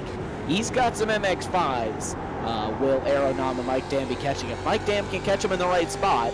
That could put Aeronom right into his lap and pretty much just let him immediately able to get by him. You know, if he gets that chance to go by him, he's not going to wait. He's going to go by him.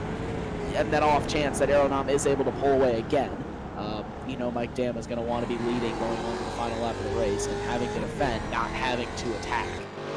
It's so easy. Mike Dam can easily make a mistake if he just sits behind Aeronom, and it can take, I mean, look, it's almost 30 minutes it's taken him so far to catch Aeronom. So if he's just able to lose that after 30 minutes of work, there's no way.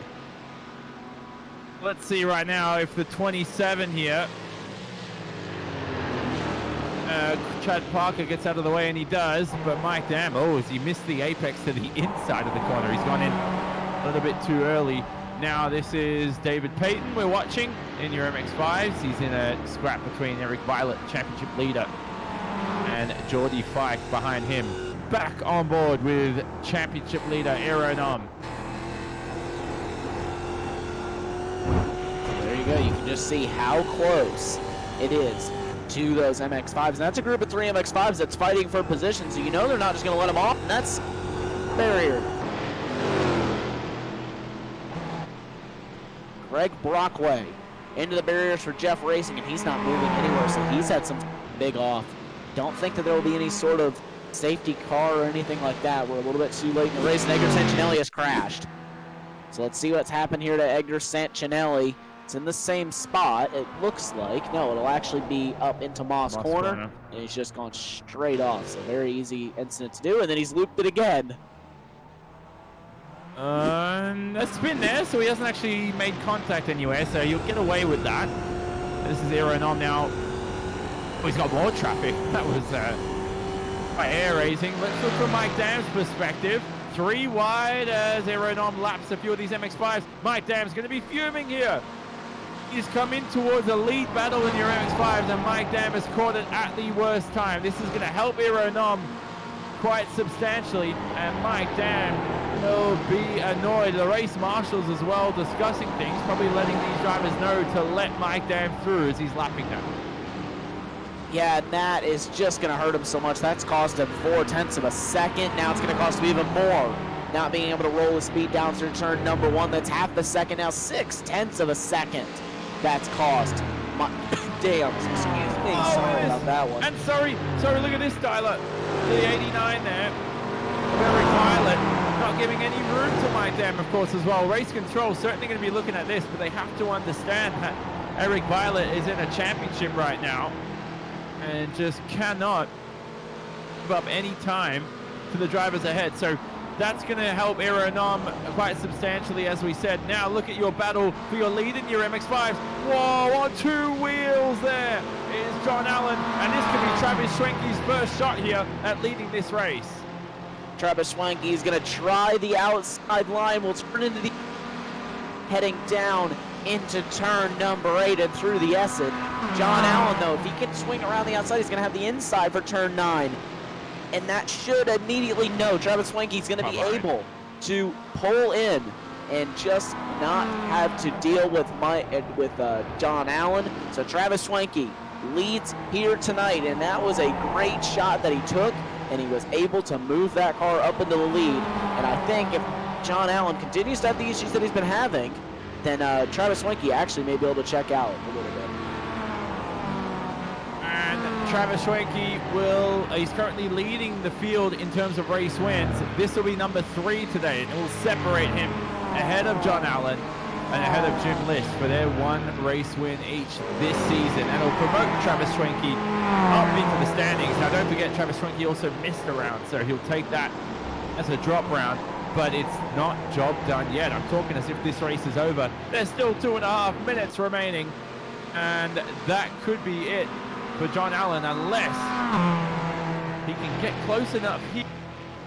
Schwenke on the radio, not quite sure, couldn't quite hear what he said behind the scenes, but certainly looking to move some lap cars out of the way. David Payton on screen right now. They just can't make their way past Eric Violet, who was ever hungry, as Mike Dam made his way past, we saw earlier. Yeah, and it's so difficult for these drivers to have to slice their way through traffic and move their way through. Really also unfortunate for Mike Dam, just losing that a little bit of time. He has caught up Aeronom just a little bit, but I don't think he's able to make anything of it with just 2 minutes left in this race. And yeah, just as you said, you were talking as if the race was over. The race is never over. As John Allen, he's going to go for a big slide, and he saves it. Incredible save by John Allen. Lost at least half a second or a second through that, though, and that is one hand on the trophy to Schwenke. Off of the racetrack yet again is John Allen and the Defined Auto Works car. Life just gets worse, doesn't it, for John Allen over these next couple of minutes. Mike Dam, update on him. He's crossed the start-finish line, and he's still 1.3 seconds behind. This be the final lap, Tyler. We're getting very close now. I think we're going to get 1 to go just because of where Aeronom crossed the line. I believe Aeronom is just about to possibly head into Moss Corner. So I think we're going to get it next time by here. Will be the white flag here tonight because of 1.5 minute lap time, so we really wouldn't even be getting the white flag until about 40, maybe 50 seconds ago. So possibly white flag, but I'm assuming it will be next lap. Well, it's going to be very close here. Keep track of this. This is a nice battle in your X5s as they head across the Mario Andretti straightaway. Less than 30 seconds remaining in this race. Let's flick, though. I don't want to lead this battle because David Payton is pounding the rear end here of Eric Violet. And, oh, excuse me, sorry, that's Geordie Fike. Sorry, my mistake. Geordie Fike now handing the rear end of David Payton. So those two alongside each other now. Aeronom, where is he? Final corner. Is he going to cross the line? 3 seconds to go. And I'm confused. Aeronom, that's white flag, I believe, right? I believe that's white flag, but Mike Dam's had to come to pit. Mike Dam having to pit here in the final stages. I think that was a drive. No, he's actually going to stop, so he's misjudged the fuel. Mike Dam has misjudged the fuel. Oh, no. And that, well, Tyler Shiflett, I think, no, Mike Dam should still finish in second. Let's see how it goes. Oh, this is going to get close. Depends how quick Mike Dam gets out of the pit lane here. Shiflett now in a second. Mike Dam still in his box. This is an ever-long pit stop. Here's Brandon Whitworth. It looks like Mike Dam's going to be off the podium. Final lap, Aeronom. And had he crossed the line, well, had he had that white flag a little bit earlier, the day could have changed for Mike Dam. So he's definitely misjudged the fuel. But final lap anyway, Tyler. Let's switch to Aeronom. He has driven splendidly so far. He's got a few more corners to go. He will take race victory yet again here for round 6 of the Extreme Motorsports Ricmotech Sports Car Series. It'll be win number 4 for Aeronom, and he will lead the championship and extend his championship lead ahead of Kevin Ford. And he looks like he'll have one hand on that championship trophy. Aeronom wins round 6 of the championship. And here he is across the line. Brilliant victory from him. The battle continues over your MX-5s. It looks like Travis Schwenke will take victory. The MX-5s soon crash into the wall. Goes Payton and Fike at the final corner of this race. And so Travis Schwenke takes the win for your MX-5s. But the battle here between Payton and Fike on the final lap. They won't lose any more time from that or any positions, but certainly not the way they wanted to end the race. We'll have a look at that in the post-race coverage.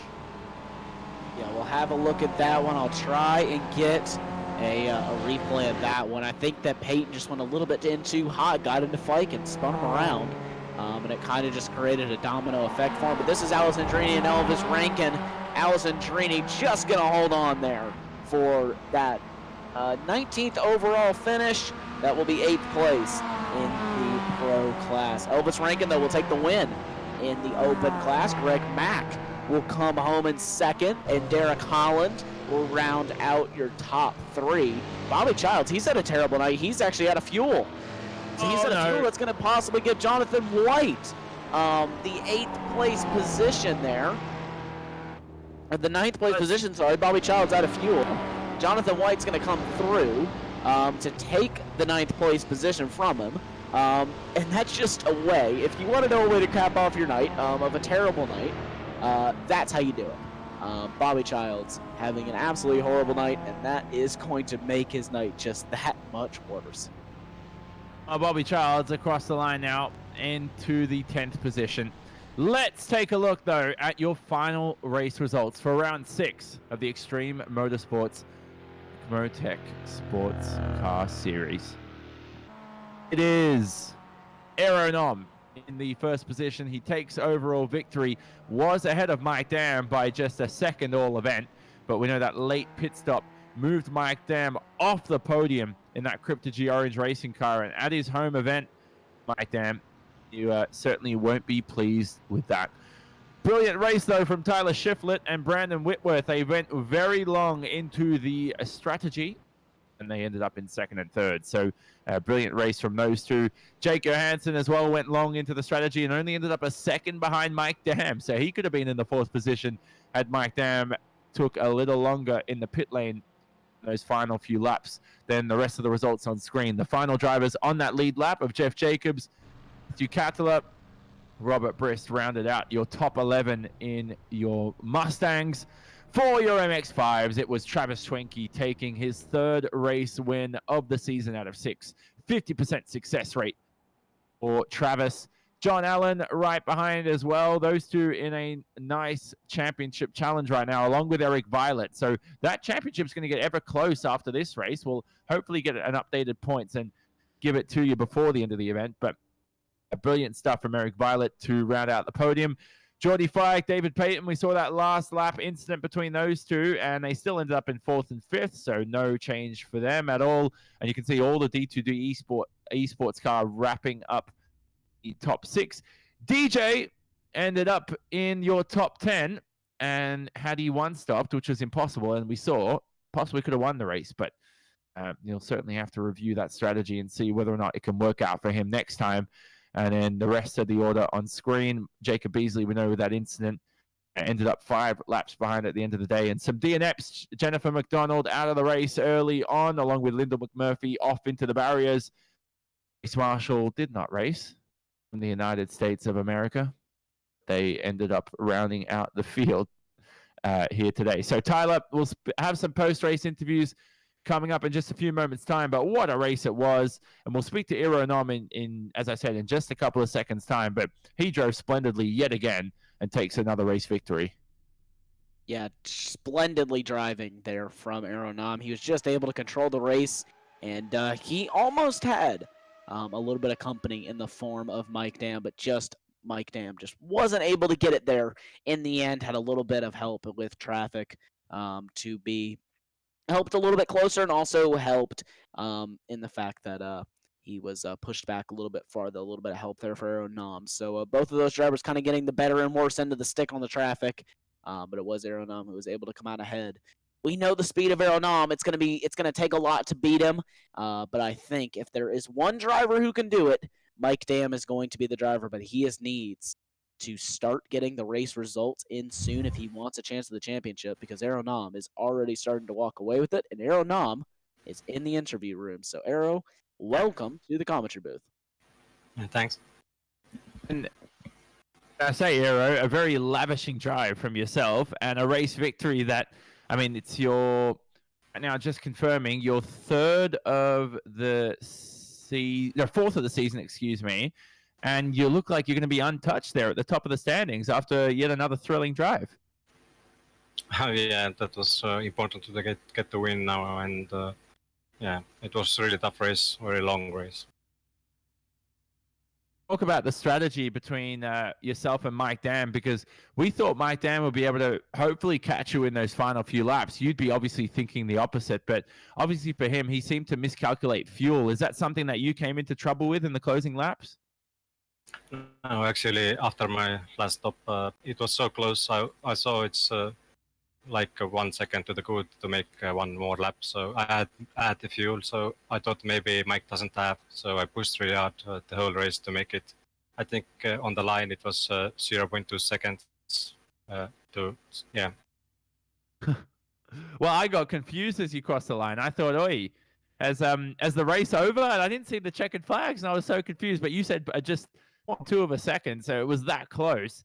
And that's a pretty smart strategy from yourself, obviously. And you're someone who seems to nail that. Do you put in a lot of prep when it comes to fuel and tire strategies, and do you evaluate different options you have per race? Yeah, not really. It's quite simple. I use some Excel table to get the fuel numbers right, and use some programs to see how many laps left. So it's not that hard. And finally, anybody you'd like to thank before we leave you to it for round 6? Yeah, I'd like to thank all the drivers, the league admins, the sponsors, and you guys there. So that is Iro Nom, yet another perfect race victory. Iro, can we confirm name pronunciation as well? How do you like to pronounce your name?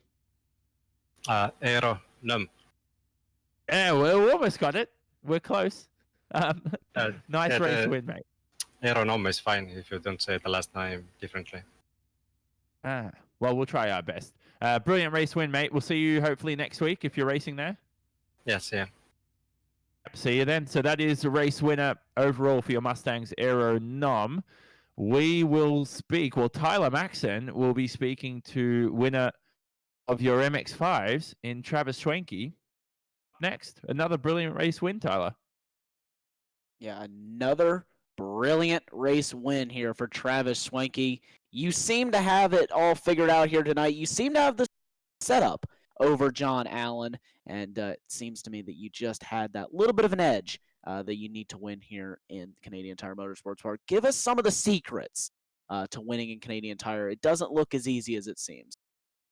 I guess the first secret is making sure I follow John. When I got touched, when DJ touched me early in the race, that little bit of damage in the back, it was costing me time down the backstretch, like 3/10, 4/10 down the backstretch. So John and I wanted to make sure we pulled away, so I let him back in front and followed him. And I got back in front, then realized I was too slow. So then it was just I'm going to stay behind John and then find the right time. Unfortunately, I don't think that time worked out the way John wanted it to. We got separated, I think, when Mike came through or something, and then it was just pedal down and try to make sure I kept that gap for the last 2 laps or so. So definitely, the track. There's a couple corners that are important, especially in this car going down the hill and stuff. And I think my car was set up great there, but then going down the backstretch is the only place I was kind of missing a little bit. Yeah, you seem to have the handling through all the corners. You obviously have a good setup underneath you. You seem to have the setup figured out for these MX-5s. And you guys have such close racing week in and week out. And I believe that's win number 3 for you. You're on a 50% win streak here in the season 14, I believe we're on, of the series. So you've had a pretty successful season. Are you thinking about the championship, or right now are you just kind of going race by race? Just race by race. I can't really think about it. Last year I thought I had it locked up and had a disco that I lost it by a point then because I disconnected. My internet went down. And then another season, I think Rob and I were racing at it, and I lost by 2 points. So, yeah, I don't want to don't want to think about it. It's just been that little carrot I couldn't grab. So, just keep going race by race and try to stay up front and see what happens at the end. Yeah, we definitely done a good job of staying up front. Is there anyone who you would like to thank that makes you stay up front on these week in and week out bases? Yeah, I'll thank you guys for the good broadcasts, and thank Ricmotech for their work in this series, and Kevin for organizing everything. It's a great group of drivers, and all the drivers need to get a salute for the work they do out there on the track. To be able to race this close with people is great. So Travis Swanky, your winner in the MX-5 class. Congratulations, and hope to see you back in the interview room soon for the next round of the championship. I appreciate it. Thanks, guys. So Travis Swanky, and I also have a little bit of information to get the next interview underway. A little bit of information on Kevin Ford. His computer unfortunately shut down on him in the middle of the race. That's why he was dropping down so far down the grid order. So really, really unfortunate for him. Having that issue in the race, it's something that's happened to all of us, I'm sure, at one point or another. And it's unfortunate to happen, especially whenever you're in a good position like he was. So that is what happened to Kevin Ford. Not Wi-Fi like we thought, but another computer-related issue nonetheless. Yeah, that's very unfortunate for Kevin Ford, who puts in a lot of time administratively for this series, and the karma not really working out to his favor there. So let's hope that he has a more successful round 7 next time out.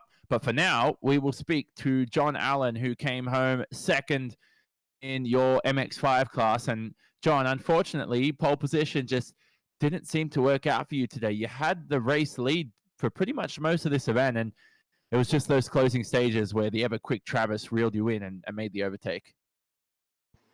Yeah, he was positioned really well. Towards the end there, I did make one small legitimate mistake that sent him by, which isn't a bad place to be because he had just a light bit of aero damage, and I thought I'll just sit here and make an easy pass on the final lap up the straightaway. And then when Aero and Mike got to us with 2 to go, I got caught looking at my mirror a little bit too long because I saw that Mike had closed on Aero a little bit from before the final pit stop. Didn't want to disrupt their race, and I almost binned it in the final sequence of turns with 2 to go. Ran my about 12 laps in a row before that in the same 0.4 second window, and then suddenly 0.6 slower from that mistake, and I had a lot of work to do. So even though my fastest lap was the last lap of the race, I just had too much of a gap. Anything you learned from this race that you changed next time out that you thought you could improve on? I don't think so. I mean, mistakes will happen. No one runs a perfect race, but I was positioned where I needed to be to win. Just the timing of the mistake was irrecoverable. But I really love the 90-minute races with 2 pit stops. I probably have a significantly better record in those than in general in the 60 minutes for sure. So, I was right there at it again. Everything worked out well. Came out in a great window in traffic on the first stop and with a draft partner on the second, and, and no one else to have anything for us. So, yeah, great racing. Always good to race, Travis. You know that it's going to be clean and fast. And 2-for-1 question. Anybody you'd like to thank ahead of Road America and your chances for Road America? It's quite a different racetrack, obviously, to Motorsport. Yeah, it's going to be a draft fest, second maybe only to Daytona on our season this year. So look forward to it. There'll be a lot of games played there. But as far as people to thank, huge shout out to Midwest Miata Parts this past weekend. A lot of labor hours went into fixing the real race car to try and get it back on track. So that's huge. And then everybody's at Defined Auto Works as always. And thanks you guys for the broadcast. Appreciate it, John. So that is John Allen, who is in the championship challenge for your MX-5s this afternoon. We'll see you next round, John. And good luck at Road America. So, Tyler, that is it pretty much for Canadian Tire Motorsport Park for round 6. Round 7 coming up, Road America. It was a racetrack that you were recently racing at in the real world in the MX-5. So that's going to be an interesting challenge for these guys next time out, next week's time. Yeah, and especially the guys in the MX-5, the draft there is going to be huge. Definitely going to be some super, super close racing all the way through the race. Then we hit the Virginia International Raceway to cap off July on the 29th. We're going to head over to VIR, possibly one of my favorite tracks in the U.S. It's such a fun track to race at in real life, and it is exactly the same in the sim. Then we head over to Mid-Ohio Sports Car Park, then we cap off the season with Sebring. So we got some absolutely insanely awesome rounds coming up in the Ricmotech Sports Car Series. So we should be back in just 1 week's time, and I believe we're going to be on for every week. We're going to have an off week on the 22nd, but we're going to be having a lot of Ricmotech Sports Car Series action here in the next month live on Apex Racing TV. Make sure you don't miss any rounds by clicking the subscribe button and turning on the post notifications. Got some other great series coming up later on this week. Be sure to check them out as well. So, yeah, we got an awesome championship coming up and some awesome racing still left to happen. So that next race, as Tyler just confirmed, will be in a week's time. And that will be on the 15th of July. It'll be for 60 minutes around Road America. And that will host round 7 of this Extreme Motorsports Ricmotech Sports Car Series. It's presented by Performer Elite Texas Graphics. The coverage will all be on Apex Racing TV, streamed live on our associated platforms such as Twitch and YouTube, of course. Thanks to all the viewers today for joining us for today's broadcast. Tyler Maxson alongside me on commentary and production. I am Jonathan Simon.